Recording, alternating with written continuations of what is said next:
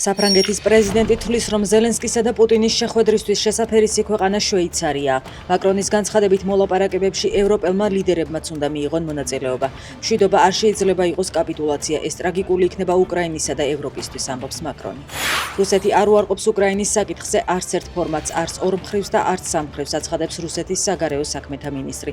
თეთრ სახლში გამართული შეხვედრის შემდეგ ამერიკის შეერთებული შტატების პრეზიდენტმა განაცხადა, რომ დაიწყებს სამმხრივი შეხვედრის ორგანიზებას, რაც გულისხმობს ზელენსკის, ტრამპისა და პუტინის შეხვედრას. ჩვენ უკვე ვმუშაობთ უსაფრთხოების გარანტიების კონკრეტულ შინაარსზე, განცხადებას უკრაინის პრეზიდენტი ავრცელებს. ვაშინგტონში გამართული შეხვედრების შემდეგ ზელენსკი წერს, რომ ლიდერებთან კოორდინაცია გრძელდება.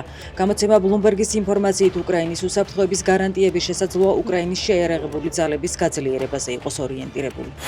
საქსტატის მონაცემებით საქართველოში 200,000-ზე მეტი უმუშევარია. უწყების ცნობით 2025 წლის მეორე კვარტალში წინა წლის შესაბამის პერიოდთან შედარებით უმუშევრობა 7,900-ით გაიზარდა და საერთო მაჩვენებელმა 14%-ს გადააჭარბა. საქსტატის მონაცემებით უმუშევრობის ზრდა-თვით დასაქმებულთა რაოდენობის კლებამ განაპირობა, ხოლო კონტრაქტით დასაქმებულთა რაოდენობა გაიზარდა. დიდი რაოდენობით იარაღისა და საბრძოლო მასალის უკანონო შეძენა შენახვატარებისთვის 37 პირი დააკავეს.